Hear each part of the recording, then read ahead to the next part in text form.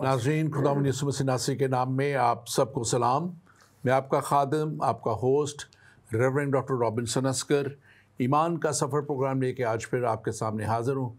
और मैं खुदावंद अपने खुदा का शुक्र करता हूँ जो हमारी ज़िंदगी में बार बार हमें मौके अता कर देता है कि ज़िंदगी के सफ़र में और ईमान की इन हदों को जो खुदा की तरफ से मुकर्रर हमारे लिए कर दी गई, हम उन हदों तक पहुँचें, उन हदों को छुएं।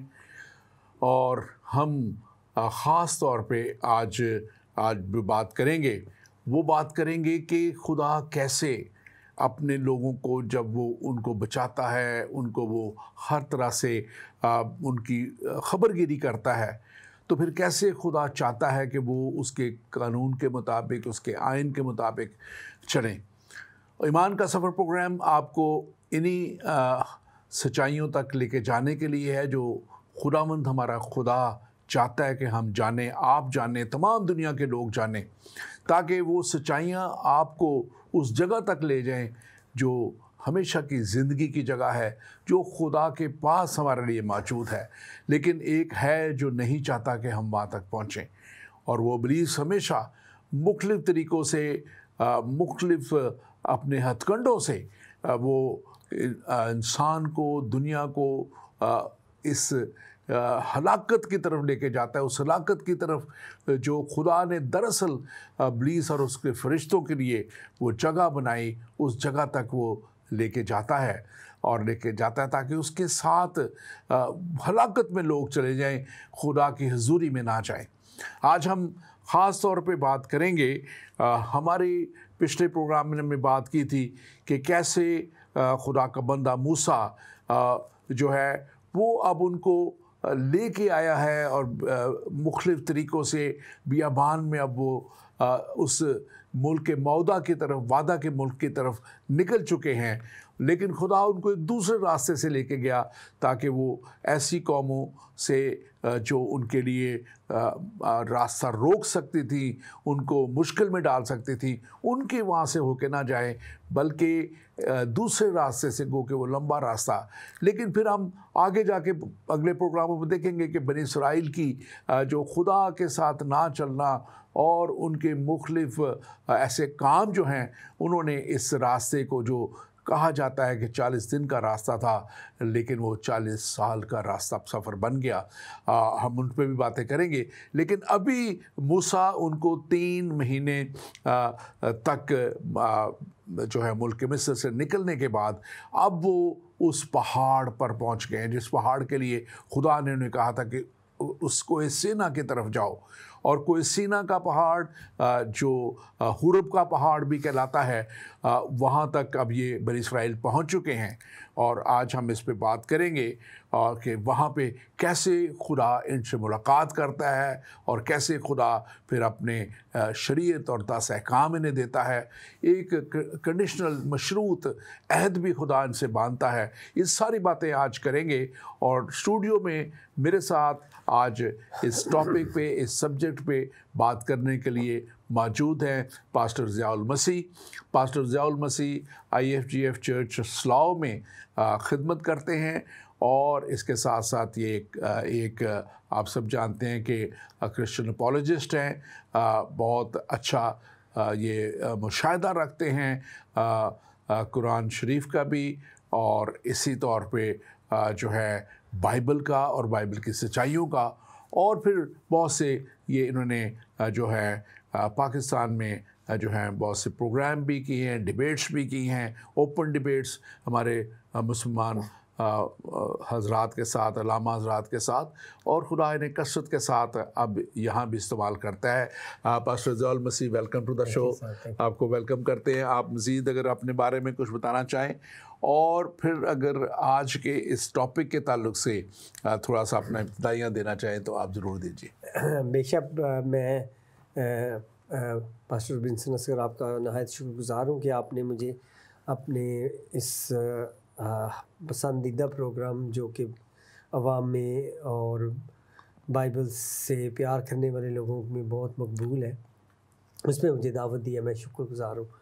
और ख़ास तौर पर आज का टॉपिक के किस तरह से कौम बनी इसराइल जो थी, उसे खुदा ने मूसा नबी के वसीले से जब शरीयत दी है, 10 अहकामात दिए हैं, तो ये सारा क्या सिनेरियो था उस वक़्त, कैसा माहौल था, क्या हुआ, क्यों हुआ, ये मैं उम्मीद करता हूँ कि बेशक दिलचस्प इस पे गुफ्तगू होगी और जो हमारे नाज़रीन हैं उनको भी इसमें बहुत कुछ सीखने का मौका जो मिलेगा कि जिस खुदा की हम परस्तिश करते हैं वो हमें कैसा देखना चाहता है और वो किस तरह से चाहता है कि इंसान जो है वो बेहतर इंसान बनने के लिए वो उन्हें क्यों इन हुक्मों पर अमल करने की ज़रूरत है, क्यों इस तौरा को, ला को, कवानीन को, हुक्मों को जो लेकर चलना है इंसान के लिए क्यों इतना ज़रूरी है, और क्यों खुदा ने वो मूसा नबी की मार्फत जो था उस वक़्त कौम बनी इसराइल को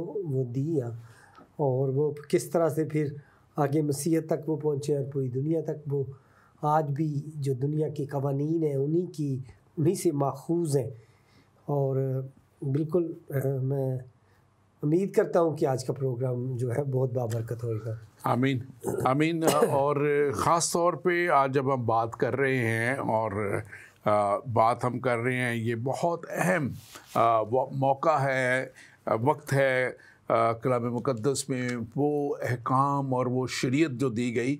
लेकिन उससे पहले ये तकरीबन जो 19वां बाब है खरूज की किताब में, बुक ऑफ एक्सोडस में, हम उसको देखेंगे कि अब ये वहाँ तक पहुँचे हैं। जी जी। और ये वहाँ तक जब पहुँचे हैं तो ये कोहे सीना पर जो खुदा के साथ वक्त गुजारा गया, जिसको हम इस खरूज की किताब में 19वें बाब से अब देखते हैं, तो जब हम इसको देखते हैं कि इसकी अगली किताब जो है अहबार की किताब है, उसमें भी और गिनती की किताब के 9वें बाब तक ये वही जगह है।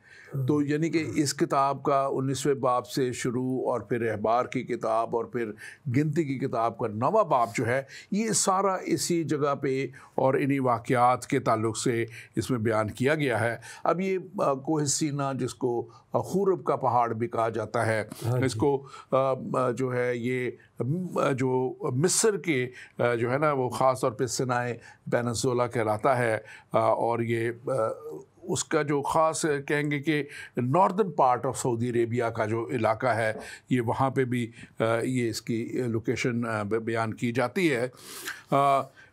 हम ये देखते हैं ख़ास तौर पे कि जो खुदा का कलाम करना, खुदा का उनसे बात करना, और लिखा है कि खुदा जो है मूसा पहाड़ पे चढ़ गया। हाँ जी। अगर हम उसकी 19वें बाब की 30 आयत देखें, और वहाँ पे लिखा हुआ है कि और मूसा उस हाँ जी, आप चढ़ कर खुदा के पास गया और खुदावंद ने उसे पहाड़ पर से पुकार कर कहा कि तू याकूब के ख़ानदान से यूँ कह और बनी इसराइल को ये सुना दे। हाँ जी।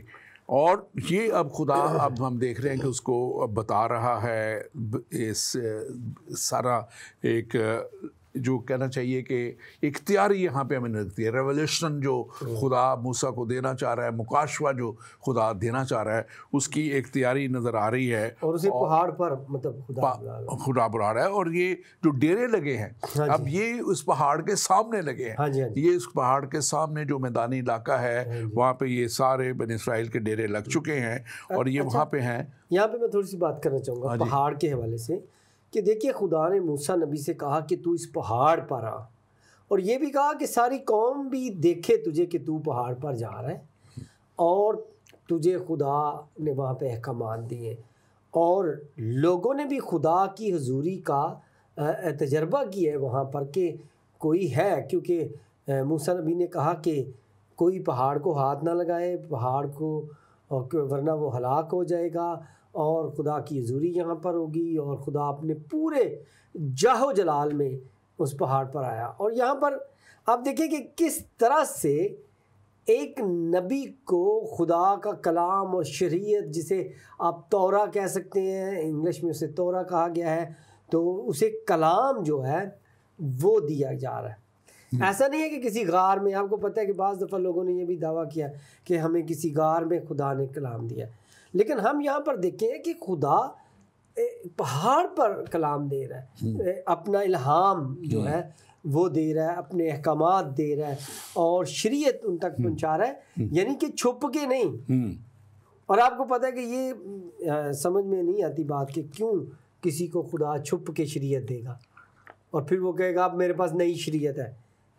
वो वाली शरीयत जो यहूदियों की है वो ख़त्म हो गई, जो मसीहों की वो भी ख़त्म हो गई, और अब हमें गार में से एक शरीयत मिल गई है। आज जो पहाड़ पे दी गई उसे गार में कैसे आप उसे चेंज कर देंगे, उससे कैसे बदल देंगे?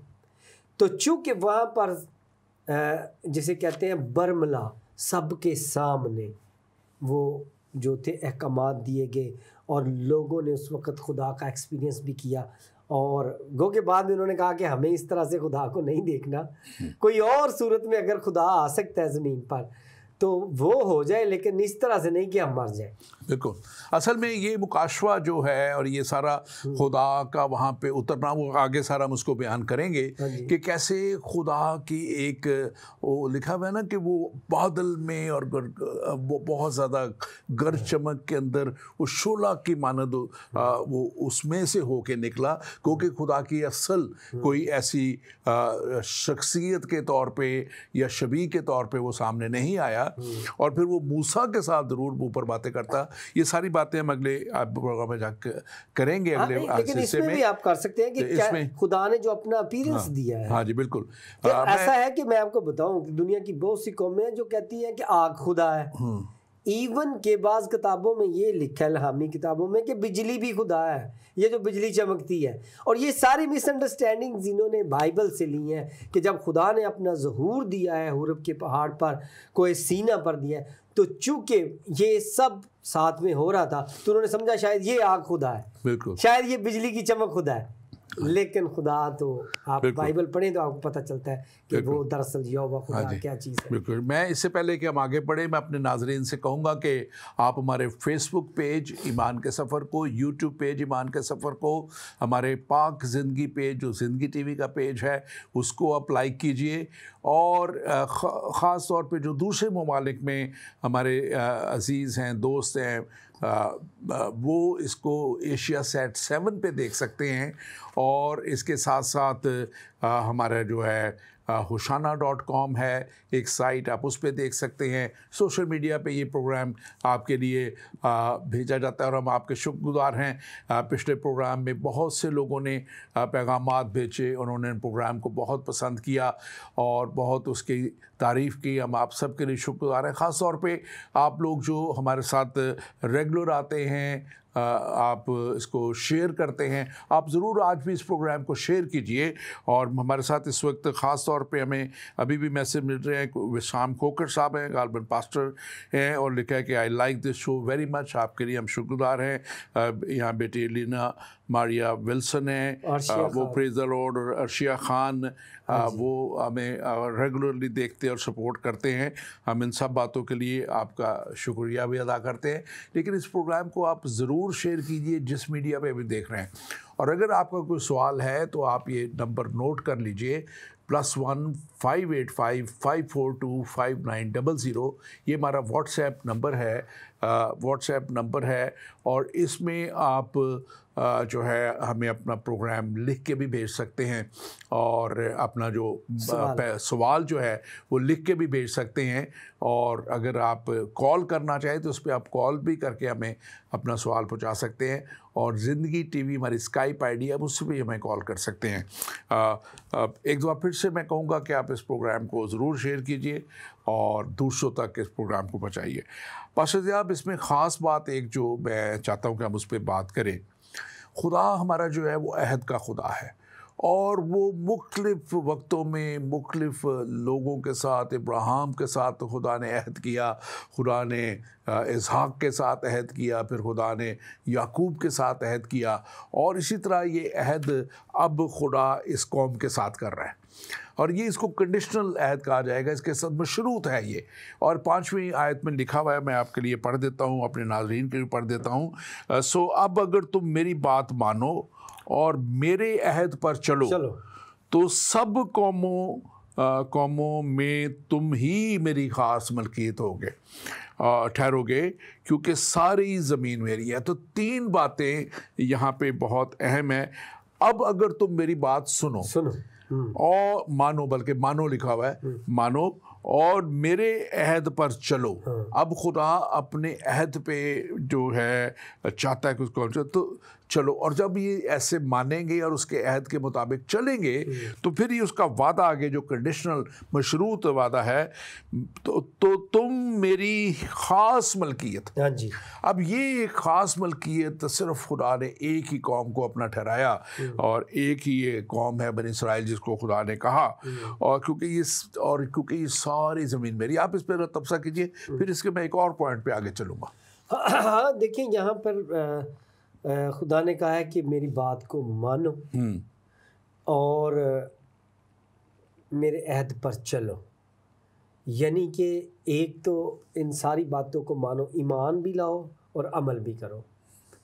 और ईमान भी आपका खुदा पर होना चाहिए कि ये सारी बातें खुदा की तरफ से है, ये कलाम खुदा की तरफ से है, और मूसा जो नबी है वो खुदा की तरफ से है, और खुदा जो से अहकामात दे रहा है वो खुदा की तरफ से है। और अब सिर्फ ये नहीं है कि मान लो, आपको पता है कि ऐसा भी लोग समझते हैं कि अगर मैं बाइबल पढ़ रहा हूँ तो मुझे शायद बाइबल पढ़ने की बरकत मिलेगी। ऐसा नहीं है कि आप ऐसा सोचें कि हमें सिर्फ बाइबल पढ़ने की बरकत मिलेगी। बाइबल पर अमल करने की आपको हमेशा बरकत मिलेगी। और लिखा है, एक तो तुम मानो कि ये खुदा की किताब है, और फिर उस पर चलो भी, तो तुम मेरी ख़ास मलकियत, और ये सारी ज़मीन मेरी है। यानी कि मैं तुम्हें बरकतों पर बरकतें दूंगा। यानी कि यहाँ पर खुदा जो है कौम बनी इसराइल के वसीला से जो है वो ये उन तक बात पहुँचा रहा है कि ज़मीन मेरी मलकियत है, मैं ही इसका जो है पालनहार हूँ, मैं ही इसका रब हूँ। और फिर जब मैं बरकत दूंगा तो फिर जाहिर है कि तुम मेरी ख़ास मलकियत होगी, और फिर तुम बरकत जो है वो नज़र आएगी, और लोग जानेंगे कि कोई इनका खुदा है। जैसे कि खुदा ने, फिर आप देखते हैं आगे उन्हें बचाया, तो किस तरह से बचाया कि दुनिया ने देखा कि समुंदर दरिया दो हिस्सों में बट गया और वो उसमें से गुजरे हैं, और किस तरह। तो खुदा जब भी किसी को बरकत देता है तो वो फिर पूरी दुनिया को नज़र आता है। ये नहीं होता कि वो बताएगा वो क़यामत वाले दिन नज़र आएगा, ऐसा नहीं। ऐसा इसके अलावा भी मैं जो चाहता था इसका दूसरा एक हिस्सा हम थोड़ा सा उस पर भी गौर करें। अब ये कंडीशनल अहद था कि अगर तुम ऐसे करोगे, हाँ जी, तुम मानोगे और मेरे कलाम के, मेरे अहद के मुताबिक चलोगे। हाँ जी। और खुदा ने ये एक ख़ास कौम का एक स्टेटस, मलकियत खुदा ने बनी इसराइल को दिए रखा। हाँ जी।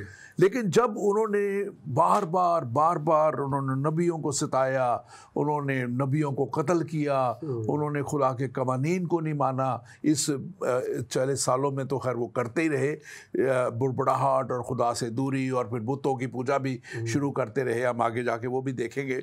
लेकिन इसके साथ साथ मैं एक लंबे अरसे की जब बात कर रहा हूँ कि ये जब बहुत सा ये ऐसा करते रहे हैं, तो फिर खुदा ने एक निजात दहिंदा भेजा। जैसे एक निजात दहिंदा बनी इसराइल के मुल्क मिस्र में भेजा था, मूसा के सूरत में, इसी तरह खुदा ने लिखा कि यूहन्ना की इंजील 3 बाब 16 आयत में, क्योंकि खुदा ने दुनिया से ऐसी मोहब्बत रखी कि उसने अपना इकलौता बेटा बख्श दिया, ताकि जो कोई इस पर ईमान लाए हलाक न बल्कि हमेशा की ज़िंदगी पाए। और अब जब इन्होंने और इनके लीडरों ने और इन कौम ने रिजेक्ट किया, तो फिर यीशु मसीह का आना हुआ, और इनको जो ख़ास मलकियत रहेगा, जो वो बात ख़ास करना चाहता हूँ, अब इस पर तरफ से ज़रूर कीजिएगा। इनको एक ख़ास मलकियत ठहराया गया था। हाँ जी।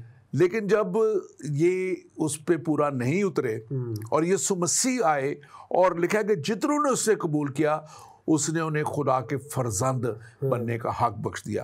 और अगर हम पहला पतरस उसकी 2 बाब उसकी 9 आयत देखें, लिखा है, लेकिन अब ये वो हैं जो बनी इसराइल में से नहीं, लेकिन जिन्होंने यीशु मसीह को कबूल कर लिया, जो मसीह के पैरोकार बन गए और उसकी कुर्बानी पे ईमान ले आए। तो वहाँ पे लिखा है, लेकिन तुम एक बरगज़ीदा नस्ल, शाही कहनों का फ़िरका, मुकद्दस कौम और ऐसी उम्मत हो। अब वहाँ पे वो उम्मत बने थे, अब ये मसीह पे ईमान लाने वालों के लिए ऐसी उम्मत हो जो खुदा की खास मलकियत है। पहले कौन मलकियत बने थे?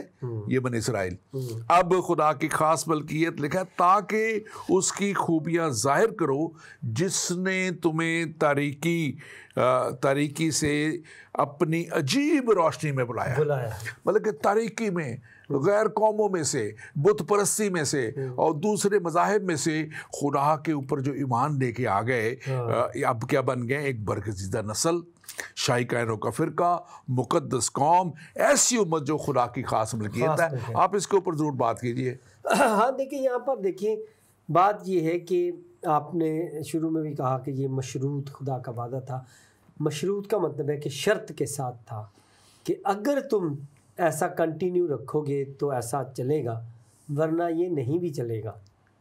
तो हमने देखा कि जब कौम बनी इसराइल जो थी वो खुदा के साथ उस तरह से वफ़ादार नहीं रही, तो फिर खुदा ने गैर अक़वाम को मसीह यस्सु के वसीला से शामिल किया और उन्हें कहा कि अब तुम्हें भी यही स्टेटस दिया जाता है कि तुम भी जो हो बरगज़ीदा नस्ल, शाही कायनों का फ़िरका बन गए हो, मुक़द्दस कौम बन गए हो और एक ऐसी उम्मत बन गए हो जो खुदा की ख़ास मलकियत है। यानी कि यही बरकत जो है उसको दोहराया गया है कि अब ये मसीहों के पास। हाँ, लेकिन इनके ऊपर भी अब मसीहत में भी इनके ऊपर भी एक इसी आयत में एक जिम्मेदारी भी दे दी गई है। गो कि ये कंडीशनल अहद तो उसको नहीं हम कह सकते, लेकिन कंडीशन ये भी है ताकि उसकी खूबियों को जाहिर करें। यानी कि मसीहों को भी, मसीहत में भी जो मसीही बन गया, मसीह पे ईमान लाया, अब उसकी खूबियाँ यानी मसीह की खूबियाँ जाहिर करनी है। और आगे हमें उसमें बड़ा क्लियरली लिखा है, तुम्हें तारीकी में थे अजीब रोशनी में है। और फिर उस बता दिया गया 10वीं आयत में, इसी पहले पतरस की 2 बाब 10वीं आयत में लिखा है, पहले तुम कोई उम्मत ना थे मगर अब क्या हो, अब खुदा की उम्मत हो। तो ये एक बहुत बड़ा रुतबा दे दिया गया है, बहुत बड़ा स्टेटस दे दिया गया है। हालांकि उनको खुदा की जो है उम्मत नहीं ठहराया गया, खा मलकियत ठहराया गया था। मलकियत ठहराया गया था। लेकिन यहाँ पे मसीह के वसीला से, उसकी कुर्बानी के वसीला से, उसकी सलीब पे चढ़ जाने के और कुर्बान हो जाने के वसीला से अब उम्मत नहीं बने, मलकियत नहीं बने, उम्मत बन गए। यानी कि उस फैमिली में से, उस कबीला में से आपको भी खुदा ने वही बरकत दे दी है। यहाँ पे देखिए, आप इसको एक्सप्लेन कीजिए। उसी तरह 10वीं आयत में लिखा कि पहले तुम कोई उम्मत ना थे, यानी कि पहले तुम उम्मत ना थे, तुम गैर कौम में से थे, लेकिन मसीह यस्सु में तुम्हें जो हक मिला है तो उसके वसीला से तुम भी ख़ास मलकियत बन गए हो और ख़ास उम्मत बन गए हो और तुम पर भी रहमत हुई है। और अब आप देखते हैं कि आप मसीही जो हैं वो यहूदी कौम के साथ खड़े हो गए। आपने पिछले दिनों ये सियासी मंजरनामे में देखा होगा कि बनी इसराइल एक दुनिया कहती है कि बड़ी ताकतवर रियासत है और 61 इस्लामी ममालिक जो हैं उसके सामने जो है वो मतलब क्या कहें कि वो बोलते नहीं हैं या वो तो, लेकिन उन्हें अपना जब दारुल हुकूमत जो था उसको यरूशलेम में लेके जाना था तो एक मसीही बादशाह ने उनकी मदद की। बिल्कुल। और कोई मदद नहीं कर रहा था उनकी। बिल्कुल। आपको डोनाल्ड ट्रंप ने कहा, डोनाल्ड ट्रंप ने कहा था जी भाई साहब, मुझे भी याद नहीं इसके ताल्लुक से। तो उन्होंने उसे कहा कि ठीक है आप लेके जाएं अपना उधर, हम बैठे हैं, आपका हक क्या ये। यरूशलेम में जब उन्होंने कहा था कि आप अपना बनाओ, ये डोनाल्ड ट्रंप के उसमें हुक्म हुआ तो था। अब आप देखिए कि मसीहों ने उनकी मदद की ना। अब कभी ये उम्मत नहीं समझते थे मसीहों को, कहते थे ये कौन सी उम्मत आ गई है। लेकिन अब पता चला कि जो बातें मसीह यीशु के वसीला से मसीहियों के हक में की गई थी कि अब तुम एक खास उम्मत बन गए हो और अब जो है वो तुम पर भी रहमत हुई है, तो लिहाजा नज़र आती है बातें। ऐसा नहीं है। मज़ीद आगे बढ़ते हुए हम इसमें देखते हैं कि अब खुदा ने मूसा से कहा, अभी मूसा खुदा के साथ पहाड़ पे है, पूरे लोगों के सामने वो नहीं है, ये खुदा मूसा से बात कर रहा है और खुदा उसे कह रहा है तू जा और जाके सब लोगों को बता दे। और मूसा ने आके यहाँ पे लिखा है और मूसा ने सब लोगों के बुलाकर रूबरू सब बातें जो खुदा ने उसे फरमाई थी, 7वीं आयत है इसी 19 बाब की, फरमाई थी, खुदा ने फरमाई थी उनको बता दी। और आगे लिखा है 8वीं आयत में, सब लोगों ने मिलकर जवाब दिया कि जो कुछ खुदावन ने फरमाया है वो हम सब करेंगे। और मूसा ने लोगों का जवाब खुदावंद को जाके सुनाया। अब ये मूसा का आना जाना खुदा के पास यहाँ नजर दरमियानी बना हुआ है और वो जा रहा है, उनसे बात कर रहा है। तो ये ख़ास तौर पे यहाँ पे हम देख रहे हैं कि अब बनी इस्राइल इस वक्त में कमिट कर रहे हैं अपने आप को। वो कह रहे हैं कि तू जाके खुदा को कह दे कि हम ये सब करेंगे। लेकिन और नामी आयतें देखिए कैसी बात है। लेकिन खुदावंद ने मूसा से कहा, देख मैं काले बादल में इसलिए तेरे पास आता हूँ कि जब मैं तुझसे बातें करूँ तो लोग सुने और सदा तेरा यकीन करे। और मूसा ने लोगों की बातें खुदावंद बयान। देखिए मैं कह रहा था ना कि खुदा जो पहाड़ पर मूसा को बुला के बता रहा था कि पता चले, लोग यकीन करें और लोग जाने कि कोई खुदा है, लोगों तक वो बात ऐसा पहुंच नहीं है रही कि थी। किसी पहाड़ की किसी गार में छुप कर कोई कहे कि मुझे यहाँ खुदा मिलने आया, मुझे खुदा ने यहाँ पे इल्हाम भेजा है, ऐसा नहीं है। बिल्कुल।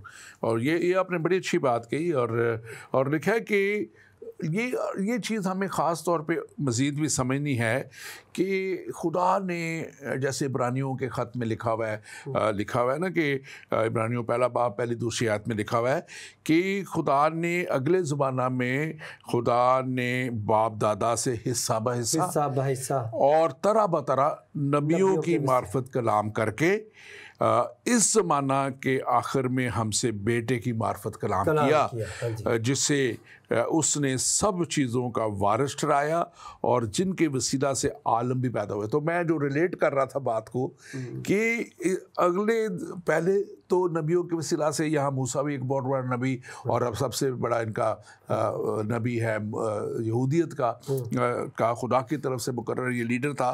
तो खुदा मुख्तलिफ वक्तों में तरह बतरह काम है, लेकिन आखिर में यीशु मसीह की रिसालत है। ये बात बड़ी अहम है, ये यहाँ पे लिखी हुई है। लेकिन आखिर में उसने क्या किया, अपने बेटे यीशु मसीह के वसीला से अब आखिर में, मतलब कि आखिर यहाँ पे हो गया जो मैं स्ट्रेस करना चाह रहा हूँ, इसके बाद और कोई नहीं है। इसमें जरा आप बात कीजिए थोड़ी सी। देखिए इंजील में तो ये भी लिखा है कि नबूवत जो थी और ये जो नबी होना था वो तो यूहन्ना तक रही है। उसके बाद खुदा खुद जिस्म लेकर आया है और ज़मीन पर वो खुदा के बेटे के तौर पर जाना गया। अब मतलब वो उसकी ज़ात की बात की जा रही है कि वो बेटा भी था और खुदा भी था, यानी कि जैसे मैं हूँ, मैं इंसान भी हूँ, इंसान का बेटा भी हूँ। तो उसी तरह अब यहाँ पर आप देखें कि ये आखिर की बात यहाँ पे की गई है कि आखिर में अपने बेटे को भेजा, यानी मसीह यीशु जो थे वो, उन्हें चाहे कोई रसूल कहे, उन्हें चाहे कोई नबी कहे, बाइबल कहती है कि उनको आखिर में भेजा गया था। अब आप कहेंगे वो तो आगे 12 रसूल भी थे, लेकिन वो मुत्ताहिद रसूल आएंगे। अब यीशु मसीह के मुत्ताहिद रसूल आएंगे। कोई नई बात लेकर नहीं आ सकता, या कोई ऐसा नहीं आ सकता कि जो कहे कि जी ये पुरानी बातें मसीह वाली ख़त्म, मूसा वाली फिर से बहाल, और ऐसा नहीं, बल्कि मुत्ताहिद रसूल आएंगे।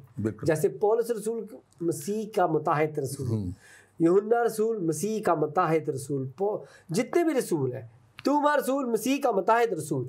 अब जो भी रसूल आएंगे वो मसीह के मुत्ताहिद। इवन कि आपको पता है कि बाज़ दफ़ा अफ्रीका में बहुत से पास्टर्स का टाइटल भी अपोस्टल है, लेकिन वो भी सब मसीह के मुत्ताहिद रसूल है। और जो रसूल मसीह के मुत्ताहिद नहीं है वो इस किताब का हिस्सा नहीं है, वो इस इल्हाम का हिस्सा नहीं है, वो यहोवा खुदा की बिब्लिकल सिस्टम का हिस्सा नहीं है। बिल्कुल, आपने बिल्कुल दुरुस्त फरमाया। और ये एक्चुअली एक रसूली खिदमत जो है वो है जिनमें ये थोड़ा सा डिफरेंट एक टॉपिक है, किसी वक्त इसमें करेंगे, कि जिसमें फिर मसीह ने जो खिदमतें दी थी, जैसे उसने रसूल की खिदमत, नबी की खिदमत, चरवाहा की खिदमत, उसके साथ बशर की खिदमत और इसके साथ साथ उस्ताद की खिदमत, तो ये उन सारी खिदमतों का मजमुआ जो है ये एक वो रसूली खिदमत दी गई है जिसको आप कह रहे हैं। लेकिन हम आगे बढ़ेंगे अपने टॉपिक की तरफ। और लिखा है कि ये जो है अब खुदा उनको तैयार कर रहा है, जैसे आपने कहा कि बादल में से आवाज़ उनको नीचे आ रही है, वो सुन रहे हैं, मूसा रूबरू खुदा की हज़ूरी में है, बात कर रहा है। तो यहाँ पे हम ये ख़ास बात देखते हैं कि जो एक पुराना अहद कहा गया इस सारी शरीयत को, और फिर एक नया अहद हमारी बाइबल मुकद्दस कहती है। और पुराने अहद में ये सारी शरीयत है कि अहकाम और शरीयत की बातें और सारा कुछ जो नबियों के वसीला से कलाम हुआ, लेकिन आखिर में हमने बात की कि उसके बेटे के वसीला से, तो वो एक नया अहद जिसे यीशु मसीह ने उस ईद फसा के मौके पे कहा था कि ये मेरा प्याला जिसको हम होली कम्युनियन कहते हैं, कि ये खून मेरे नया अहद है, नया है, द न्यू कवेनेंट। हम इस पर भी किसी वक्त बात करेंगे, लेकिन आज हम ख़ास तौर पे अब उस तरफ आते हुए शरीयत अब मिलने की तैयारी हो रही है, खुदा बातचीत कर रहा है। खरूज 19 बाब उसकी 10वीं आयत में जब हम देखते हैं, जो भी आपने पढ़ी हुई थी, लेकिन यहाँ पे अब ये आयत नहीं पढ़ी थी, 9 तक आपने पढ़ी थी। अब उस शरीयत की तैयारी के लिए खुदा जो है एक बड़ा अहम काम करने के लिए उनको कह रहा है, और वो आप पढ़ दीजिए इसको ज़रा। और खुदावंद ने मूसा से कहा, लोगों के पास जा और आज और कल उनको पाक कर वो अपने कपड़े धो लें और तीसरे दिन तैयार रहें, क्योंकि खुदावंद तीसरे दिन सब लोगों के देखते देखते कोहे सीना पर उतरेगा। और तू लोगों के लिए चारों तरफ हद बांध कर उनसे कह देना कि खबरदार, तुम ना तो इस पहाड़ पर चढ़ना और ना उसके दामन को छूना, और जो कोई पहाड़ को छुए जरूर जान से मार डाला जाए। बिल्कुल बिल्कुल। अब ये देखें कि खुदा जो है सिर्फ कलाम करने के लिए, अपना पैगाम पहुंचाने के लिए और उनसे डायरेक्ट एक कम्युनिकेशन में आने के लिए क्या कह रहा है कि उनको तू अब जा और उनको तू पाक कर, उनको कपड़े धोएं। और इसके साथ साथ जब मूसा उनको जाके बताता है जो पूरी खुदा ने बातें की थी, और उसमें 14वीं 15वीं आयत में हम देखते हैं, और 15वीं आयत उसने कहा, लोगों को कहा कि तीसरे दिन तैयार रहना और औरत के नज़दीक ना जाना। मतलब कि ये पाकीज़गी का वो मेयार है जो खुदा नहीं चाहता कि किसी भी तरह सेक्सुअल उसकी हालत में हो।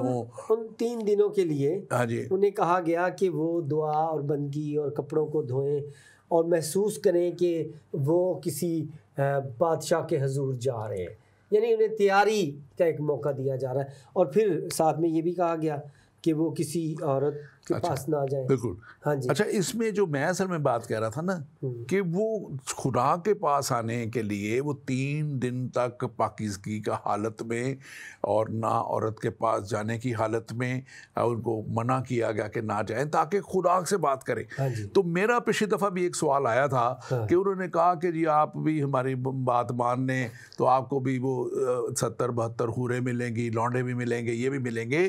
तो मैंने पिछली दफ़ा भी ये बात की थी कि ये खुदा, जिस खुदा को हम मानते हैं, यावे गॉड, यहोवा खुदा, जो इतनी पाकीज़गी डिमांड करता है कि वो ज़मीन पर उसकी बात सुनने के लिए भी, उससे रूबरू होने के लिए भी आपको एक पाकीज़ा हालत में जाना है।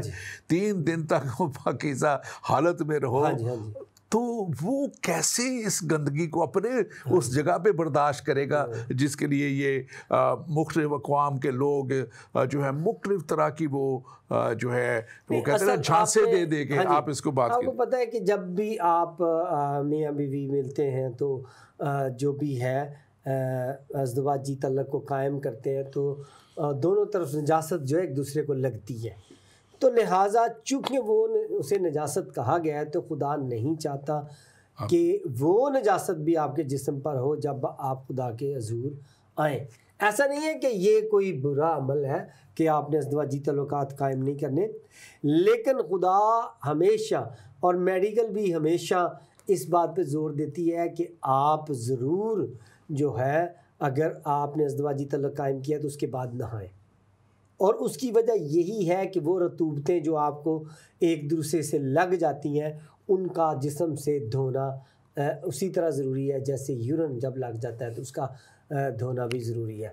तो ये बात तो दरअसल इतनी सी है, लेकिन जो आपने पॉइंट किया है कि वहाँ पर जो माहौल दिखाया जा रहा है कि वहाँ पे बेशुमार ख़वातीन होंगी और वो 70 हूरें होंगी और वो सिर्फ उनका और कोई काम भी नहीं है, क्योंकि खाना पीना तो वहाँ बाग में क्या मिल रहा होगा, सब कुछ मिल रहा होगा, जो चाहोगे आ जाएगा, पका पकाया आ जाएगा। तो इनका काम क्या होगा, सिर्फ और सिर्फ आपने उनके साथ सेक्सुअल लाइफ को एंजॉय करना। अच्छा, नहीं मैं आपने बात अच्छा एक्सप्लेन किया है। हाँ जी। मेरा मकसद सिर्फ लोगों तक इस बात को पहुंचाना है हाँ जी। कि खुदा जो है वो पाकीज़गी का खुदा है। हाँ जी। खुदा जो है वो हमसे भी पाकीज़गी मांगता है, और खुदा जब इस दुनिया में भी बात करने के लिए कहता है कि मेरे पास पाक होके आओ, हाँ जी, तो इस वो चीज़ से मना अपनी करता है। हजूरी में कैसे इस तरह के सब गलत कामों को बर्दाश्त करेगा। हमारे पास एक सवाल भी है, हमारी एक बहन शबनम है, उन्होंने दरख्वास्त की है कि उनके मुश्किलात हैं कुछ, उसके लिए दुआ की जाए, और उनके घराने के लिए और उनके खावंद के बिज़नेस के लिए। तो हम आपके लिए दुआ गो रहेंगे, हमारी टीमें आपके लिए दुआ गो हो रहेंगी। और इसके साथ साथ हमारा एक और साहब है, मैं मोहम्मद रशीद हूँ। मेरा सवाल ये है कि शरीयत की बिस्मिल्लाह कब हुई, यानी इब्तिदा कब हुआ? तो मैं आपसे कहूँगा कि आप इसको पहले जवाब दीजिए, फिर मैं ऐड करता हूँ। हाँ देखिए, बाइबल दुनिया की वाहिद किताब है जिसमें शरीयत का आगाज़ जो है, लिखने का अंदाज़ खुदा ने खुद अपने हाथ से किया। अगर आप बाइबल में पढ़ें, खरूज की किताब को ही आप पढ़ें, तो वहाँ पे लिखा है कि जब खुदा ने मूसा को वो 10 अहकाम अशरा जो दिए, तो वो लिखा है कि खुदा ने खुद अपने हाथ से वो लिखे थे। और वो जो पत्थर की सिलें थीं, पत्थर की जो वो टैबलेट्स थीं, तो उन पे जब खुदा ने लिखा तो खुद अपने हाथ से खुदा ने वो लिखी है। तो यहीं से शरीयत का आगाज़ जो है हो जाता है। लेकिन अगर आप इसके पीछे चले जाएं तो खुदा ने जब आदम को बनाया तो उस वक्त भी उन्हें ओरल कुछ बातें बताई हैं। मैं एग्जैक्टली इसी भी आने हाँ लगा जी, था। उन्हें काहिन को बताया कि भी मैं हदिया इस तरह से पसंद करता हूँ। खुदा ने उन्हें ओरल शरीयत उस वक्त दी है, वो लिखी हुई नहीं थी। खुदा ने उन्हें बताया कि मैं ये पसंद करता हूँ, मैं ये करो, ये ना करो, ऐसा करो।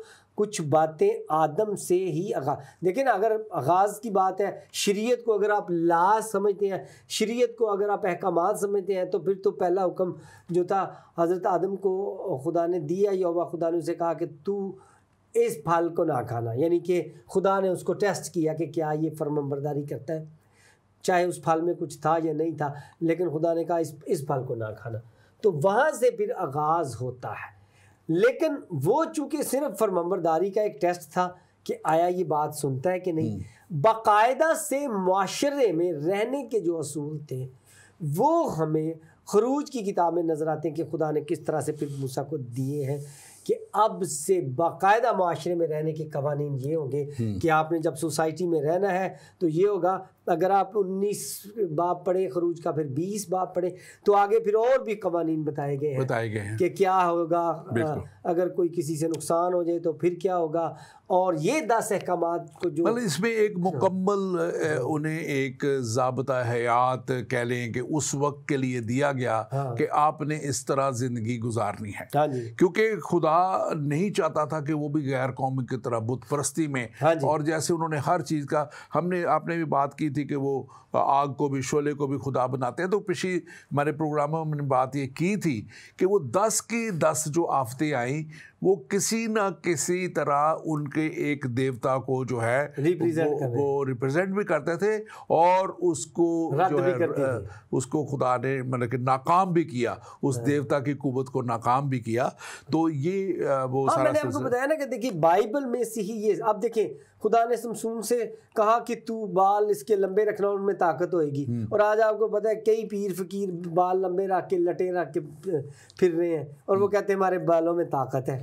और फिर ये आग के जरिए से जो खुदा जाहिर हुआ मूसा नबी पे, तो तब से इन्होंने ये भी मान लिया हुआ है, पहाड़ पर आग लग गई कि खुदा आग है। और आज भी हमारे हिंदू भाई जो हैं वो जब निकाह करते हैं तो कहते हैं मैं अग्नि को शास्त्री मानता हूँ, यानी मैं आग को गवाह ठहराता हूँ मियाँ बीवी के दरमियान। खुदा को नहीं गवाह ठहराते, वो आग को ठहराते हैं। और फिर आगे ये एक लंबी लिस्ट है कि किस तरह से लोगों ने खुदा के जो ज़हूर थे उनको ही खुदा बनाना पसंद किया, मैं यूँ कहूँगा। मैं अपने नाजरीन से कहूँगा कि आप ज़रूर इस प्रोग्राम को शेयर कीजिए, और आप हमारे इस प्रोग्राम को शेयर करने के साथ साथ हमारे फेसबुक पेज और हमारे यूट्यूब पेज ईमान के सफ़र को आप लाइक कीजिए। और जब आप ईमान के सफ़र के पेज को आप लाइक करते हैं इन दोनों जगहों पे, यूट्यूब पे और फेसबुक पे, तो आपको वीडियोस का एक वहाँ पे मिलेगा आप जब उसको प्रेस करेंगे वीडियोस के बटन को, तो आपको सारे हमारे प्रोग्राम जितने भी हमने तकरीबन 300 प्रोग्राम हैं जो गुज़श्ता 7-8 सालों में किए हैं, वो सब प्रोग्राम आपको मिलेंगे। और आपको बहुत से प्रोग्राम वहाँ पे सवाल जो आपकी सूरत में मिलेंगे, जो बहुत से आपके सवालात हैं, आपको उन सवाल जो आपके प्रोग्रामों में आपको मिल जाएंगे। और बहुत से सब्जेक्ट्स के ऊपर ख़ास तौर पे मुझसे पूछा गया और एंड टाइम के बारे में, तो एंड टाइम्स पे हमने 217 नंबर प्रोग्राम से लेके 264 नंबर प्रोग्राम तक हमने अखीर ज़माना के ऊपर बहुत ही मुफीद प्रोग्राम किए। और उसी के बाद फिर खुदा ने मुझे ये इस बात के लिए उभारा कि मैं अपनी किताब अखीर ज़माना में क्या होगा वो लिखूं। और ये किताब जो है वो आपको पाकिस्तान में जो है मुख्तलिफ बुक स्टॉल से मिल जाएगी। FGA के बुक स्टॉल से भी है, MIK के बुक सेंटर पे भी है, और हमारे जो ऑफिस है हमारा IFGF का जो मेन ऑफिस है रावलपिंडी 246 लियाकत रोड पे, आपको वहाँ से भी ये किताब मिल जाएगी। आप ज़रूर इस किताब को लीजिए और पढ़िए, और आप देखेंगे कि ये प्रोग्राम आपके लिए बहुत ही मुफीद प्रोग्राम होंगे। हमारे पास एक और सवाल है, इसको लेते हैं। भाई साहब, आज आपने बहुत अच्छा मज़मून चुना है। एक ख़्याल ये पाया जाता है कि शरीयत खुदावंद ने हज़रत मूसा के ज़रिए दी, लेकिन तारीख़ हमें बताती है कि हमूरी जिसके ताल्लुक़ मूसा से भी तकरीबन 200-300 बरस पहले का है, उसने भी कुछ कानून नाफिज किए थे। तो फिर किस तरह से मूसा मूसवी शरीयत आला और बुलंद तरीन है। मेरे भाई या बहन, आप जो भी हैं, देखिए खुदा जैसे लिखा है, मैंने अभी एक हवाला पढ़ा था, आप उस हवाले को लिख लीजिए अपने पास। और वो है नए अहदनामे में जो है वो जो है इब्रानियों के नाम पौलुस रसूल का ख़त जो है, पहला बाब पहली और दूसरी आयत, उसमें यहाँ पे मैंने पढ़ा था कि खुदा ने अगले ज़माना में खुदा बाप ने हिस्सा ब हिस्सा और तरह ब तरह नबियों की मार्फत कलाम करके इस ज़माना में अपने के आखिर में अपने बेटे यीशु मसीह की मार्फत हमसे कलाम किया। तो मूसा से पहले भी जितने खुदा के पैगंबर या कह लें कि खुदा के नबी आते रहे, खुदा उनसे भी कलाम उनके वसीला से करता रहा। अब मुख्तलिफ अहकाम मुख्तलिफ वक्तों पे दिए जाते रहे हैं, लेकिन आज जो हम बात करते हैं वो पूरी की पूरी शरीयत, क्योंकि ये 10 अहकाम जो है ये पूरी शरीयत नहीं है। 10 अहकाम तो ये 10 कमांडमेंट्स जो दी गई 10 अहकाम, ये एक तरह का एक मेन उनको क्या कह लें कि आउटलाइन समरी दे दी गई। लेकिन आप जब आप आगे जाते हैं, खरूज की किताब को मज़ीद आगे लेके जाते हैं, गिनती की किताब को देखते हैं, अहबार की किताब को, अहबार में ख़ास तौर पे, तो वहाँ पे एक एक चीज़ बयान कर दी गई है कि किस चीज़ को किस तरह डील करना है, किस गुनाह को किस तरह डील करना है, कौन सा रिश्ता जो है जायज़ है, कौन से रिश्तेदारी जायज़ नहीं है, ब्याह शादी के ताल्लुक़ से जो है, और उसमें बहुत सी चीज़ें बता दी गई हैं।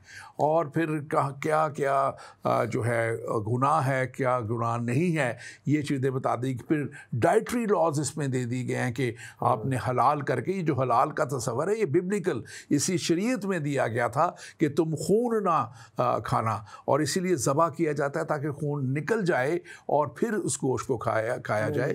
आप इस पर अपना पासतिया बताइएगा। हाँ जी, आपका सवाल जो है ना वो हम्मुराबी लिखा हुआ है इन्होंने, तो वो आजकल बड़ी बात चला रहे हैं कि जी हम्मुराबी की हमें चीज़ें मिली हैं और उस पर भी वही शरीयत लिखी है जो मूसा ने शरीयत दी है। लिहाजा जो एथियस्ट हैं, जो खुदा को नहीं मानते, वो कह रहे हैं कि ये वाली कवानीन तो एक हम्मुराबी बादशाह था उसने बनाई थी। अब देखें कि आप ये कितना ईमान रख रहे हैं कि वो जो हम्मुराबी की चीज़ें हमें मिली हैं वो बिल्कुल ठीक है, कोई नहीं बदली है, किसी ने बनाई नहीं है, 1 मिनट नहीं लगा और सब ने मान लिया है। लेकिन जब हम कहते हैं कि खुदा ने ये कलाम जो था, ये बाइबल खुदा ने, ये तौरात खुदा ने मूसा नबी के दौर में आके लिखवाई है। देखें, मैं जैसे कि भाई साहब बता रहे थे कि ये अहकाम तो पहले से चले आ रहे थे, लेकिन मूसा चूँकि मिस्र की आला यूनिवर्सिटीज़ में खुदा ने उसे पढ़ाया और उसके हाथ से ये फिर तौरात जो थी वो सारी लिखी गई और सारे कवानीन कंपाइल किए गए और 10 अहकाम खुदा ने खुद अपने हाथ से लिखे हुए दिए। लेकिन हम्मुराबी का आपने कैसे यकीन कर लिया कि ये वाकई कोई आदम के से भी पहले कोई था, या ये मूसा से भी पहले कोई था तो उसने ये लिखवाए थे, ना उसकी कोई किताब मिली है जी, पत्थर पे लिखा हुआ है, ना किसी को ये पता ये पत्थरों पे किसने लिखा, कब लिखा, कहाँ से मिला। मैं जब गया भाई साहब, मैं जब दुबई गया तो वहाँ पर एक बाज़ार है, वहाँ पर इतने पुराने उन्होंने वो लगाए हुए थे कि जी ये 100 साल पुराना एक ना वो क्या कहना चाहिए गड़ा सा था, लंबा सा लंबूतरा सा गड़ा, तो कहते जी ये 100 साल पुराना है, उससे मिला है हमें आसार कदीमा से। तो मैंने अपने साथी से पूछा कि यार ये यहाँ बेच रहे हैं, ये चीज़ें तो म्यूज़ियम में होती हैं। वो कहता जी ये ऐसे करके ना कोई उस पर अमल मतलब उसे धुआं शुआं लगा के तो पानी में डुबो छोड़ते हैं, इर्द गिर्द नमक मारते हैं, तो वो ना इतना पुराना लगने लग जाता है कि ये जो लोग विजिटर्स आते हैं ना तो वो ख़रीद के ले जाते हैं ये चीज़ें। तो अच्छा, अब पिछले दिनों केस आया कि एक बंदे ने 2 पार्टनर थे, एक वकील साहब बता रहे थे, उन्होंने कहा जी 2 वो पार्टनर थे, तो उन्होंने कहा कि जी इसका जो दादा था ना वो ये देखें वसीयत लिख के गया था कि 1920 में सारा कारोबार मेरा हो जाएगा। अच्छा, उन्होंने देखा तो वो सारा कुछ सही था, पेपर भी ठीक था और लिखा भी हुआ था और पुराना लग रहा था, लेकिन वकील बड़ा अक्लमंद था, उसने क्या किया कि उसने ज़रा ना वही पेपर उठा के ज़रा रोशनी की तरफ किया ना, तो उसके अंदर उसे नज़र आ गया कि उस पेपर पे लिखा होता हुकूमत पाकिस्तान। उसने जज से कहा कि जी आप ज़रा ये देख लें, तो जब जज ने ऐसे करके देखा तो उसमें तो सारा पेपर पुराना बकायदा लग रहा है कि कोई 50 साल पुराना पेपर है लग रहा है, लेकिन जब देखा तो वो तो उस पर लिखा हुआ है कि हुकूमत पाकिस्तान का वो लेके ना स्टाम्प पेपर। तो अब आप देखें कि लोग कैसी कैसी जालसाजियां करते हैं। आप ये जल्दी से मान गए कि हाँ हम्मुराबी ने यही लिखा था और वो हम्मुराबी भी कोई चीज़ था। बाइबल पे आप एतराज़ कर रहे हैं कि ये ठीक नहीं है, यहाँ से ठीक नहीं, वहाँ से ठीक नहीं, और वो जिसे आप जानते भी नहीं उस पर कितना ईमान आपने है। हमारे पास वक्त बहुत थोड़ा रह गया और हम आगे भी बढ़ेंगे। हमारे पास एक सवाल हमारी बेटी अर्शिया खान है, वो लिख रही हैं हमारे फेसबुक पे, इस पे देख रही हैं वो मैं, many preachers preach that we are blessed by grace so we don't need to follow the sharia shared by Moses, please share your views about it. तो बेटा इसमें ख़ास तौर पे मैं आपको बताते चलूँ, अगले दिनों में हम इसके ऊपर बड़े डिटेल्ड प्रोग्राम करने को हैं, ख़ास तौर पे शरीयत के ऊपर, 10 कमांडमेंट्स के ऊपर हम इसमें मज़ीद गहराई में जाएंगे। लेकिन मैं आपको नटशल में बताऊँ कि ये जो शरीयत के लॉज़ हैं इसमें कुछ सेरेमोनियल लॉज़ हैं, सेरेमोनियल लॉज जो सेरेमनीज़ के ताल्लुक से हैं कि कैसे क्या चीज़ करनी है, इबादत कैसे करनी है, या शादी ब्याह का क्या रसूमात है, या दूसरी है।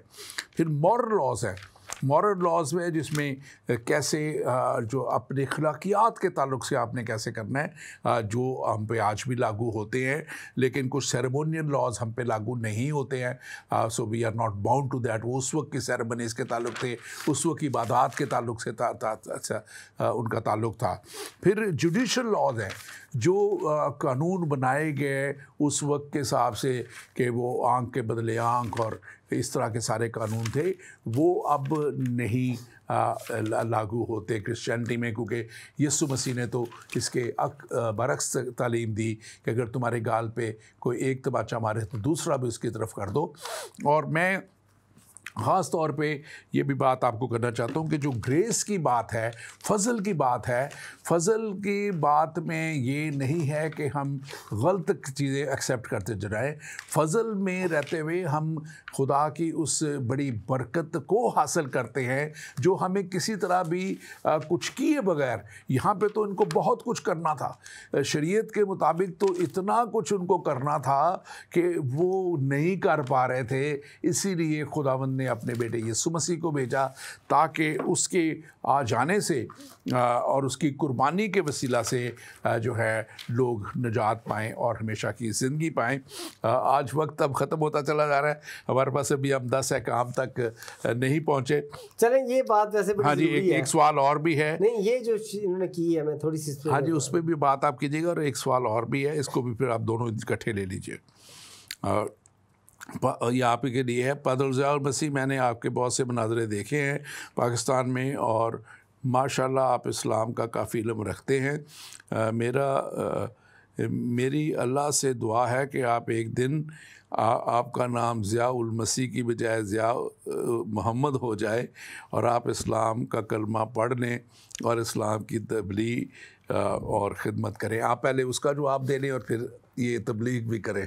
तबलीग भी अच्छा चले खुदा नूर। अच्छा देखिए यिर्मयाह 31 बाब उसकी 31 से 34 आयत में लिखा है, देखो वो दिन आते हैं जब खुदावंद फरमाता है, जब मैं इसराइल के घराने और यहूदा के घराने के साथ नया अहद बांधूंगा और उस अहद के मुताबिक नहीं जो मैंने उनके बाप दादा से बांधा था, बल्कि ये वो अहद है जो मैं उन दिनों के बाद इसराइल के घराने से बांधूंगा और मैं अपनी शरीयत उनके बातन में रखूंगा।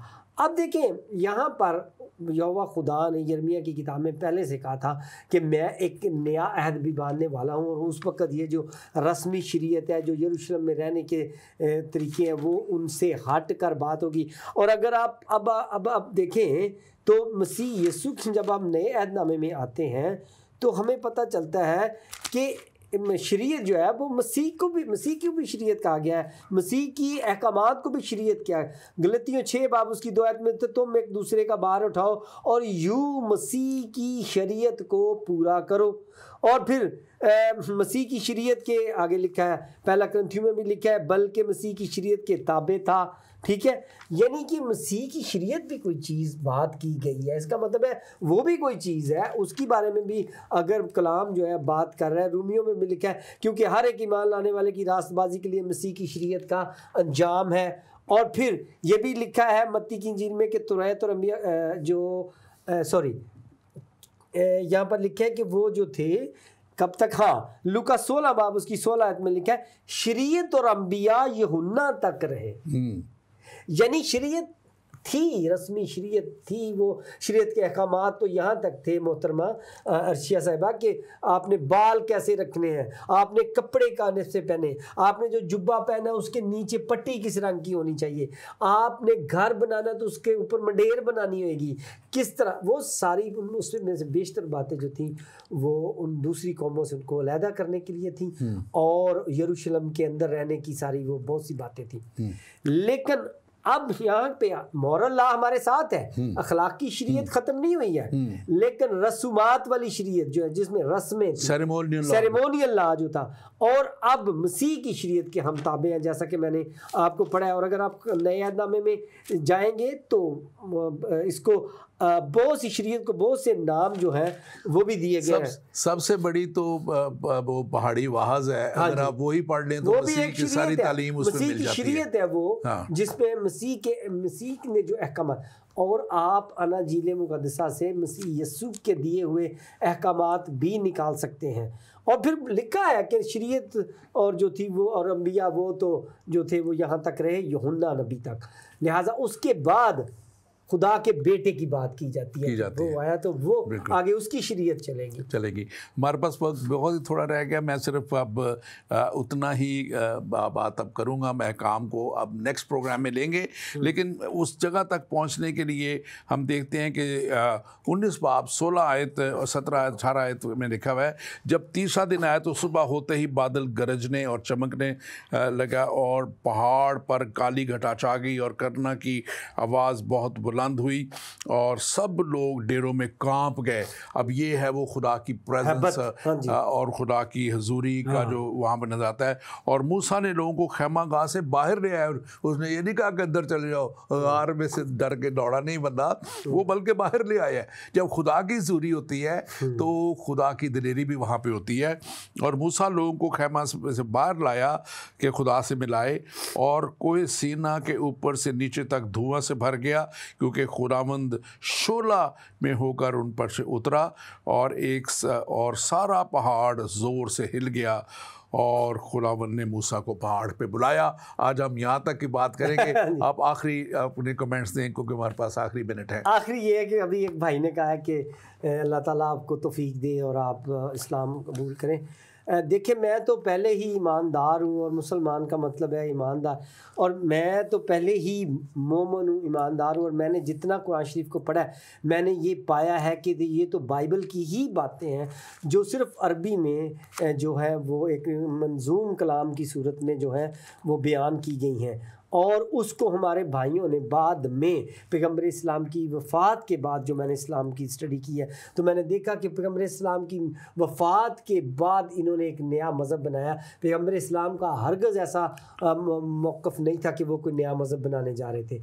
वो मसीहत की ही प्रचार कर रहे थे वहाँ पर, और वो बाइबल ही की बातें इन्हें अरबी में बता रहे थे। लेकिन उसके बाद इन्होंने ये सारा कुछ जो था बदल दिया। और मसीह यीशु ने कहा था कि अब ये जो अहकामात हैं, ये जो शरीयत है मूसा की रसूमाती, वो अब नहीं रही है, लेकिन इन्होंने फिर से वो लागू करके तो वो यानी एक नया मज़हब जो था उसे डिज़ाइन किया है। लेकिन अगर आप कुरान शरीफ को पढ़ें तो आपको 70% उसमें बाइबल ही की बातों को अरबी में सिर्फ दोहराया गया है, और बाकी जो तशरीहात की हैं मौलाना हजरात ने, वो सिर्फ तशरीहात की बिना पर उन्होंने बाइबल के अकायद से अपने आप को फ़र्क किया है। अगर वो तशरीहात आप हमारी ज़ुबानी सुने तो आपको लगेगा कि ये तो बाइबल के साथ ही मैच होता है। बिल्कुल, thank you very much pastor Zia. हमारा वक्त ख़त्म हो गया और हमारा आधे से ज़्यादा प्रोग्राम आज का रह गया। हाँ, लेकिन हम खुदा का शुक्र करते हैं आप सब के लिए जो अपने सवाल हमें भेजते हैं, ताकि हम आपके सवालों का भी जवाब दे सकें।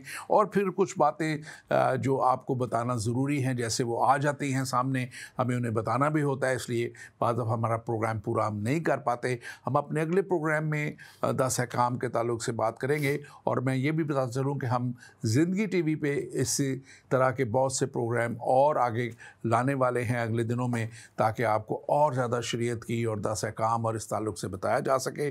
और मैं ख़ास तौर पे आपसे कहना चाहता हूँ, अभी जो पास्टर ज़िया ने बात की कि 70% कुरान शरीफ में से जो है वो बाइबल में से लिया गया है, तो मैं ये भी बताता चलूँ कि ये बाइबल का अगर हिस्से किए जाएँ तो ये शायद उसके 5% भी उसमें नहीं है, क्योंकि बाइबल मुक़द्दस में 1173 अबवाब हैं, जबकि सिर्फ 30 हैं, और कुरान शरीफ में सिर्फ 30 अबवाब हैं।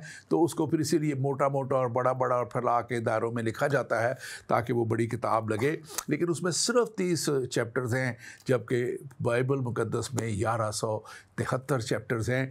और आप इसको देख सकते हैं कि कैसे तफसील के साथ हर चीज़ बयान की गई है, क्रिएशन के ताल्लुक से, फिर खुदा की आज हम शरीयत के ताल्लुक से देख रहे हैं, फिर आगे जाके हम खुदा के फ़ज़ल के ताल्लुक से देखते हैं कि कैसे यीशु मसीह का आना हुआ, कैसे मसलूबियत ज़रूरी थी, क्यों ज़रूरी थी, क्योंकि यही शरीयत कुर्बानी मांगती है, और खुदा ने उसी को पूरा करने के लिए अपने बेटे को उसके पाक खून के वसीला से कुर्बान करके मेरे और आपके लिए हमेशा की ज़िंदगी का रास्ता खोल दिया। और यकीनन ये शरीयत जो दी गई, हम इसके ताल्लुक से बात करेंगे, ये उस वक्त के लिए उन लोगों को दी गई, लेकिन जब वक्त आ गया तो शरीयत को पूरा करने वाला आ गया, और उसने ना सिर्फ शरीयत को मुकम्मल किया, बल्कि जब यीशु मसीह ने सलीब पे कहा कि तमाम हुआ, तो उसने शरीयत की भी तमाम बातों को पूरा करके मेरे और आपके लिए वो रास्ता खोल दिया जिसमें अब हम ना कोई हमें कुर्बानी करनी है, ना हमें बछड़े बल